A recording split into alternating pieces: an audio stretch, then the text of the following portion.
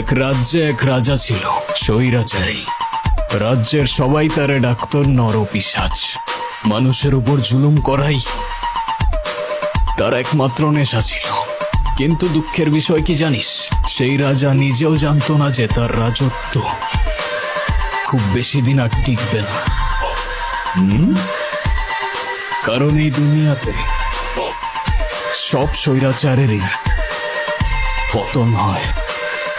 সেই মজা পাইছি। তারপর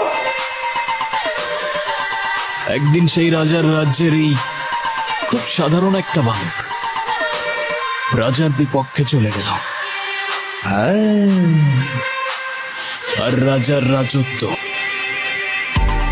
চোখের পলকে ধূলিসাৎ হয়ে যায়।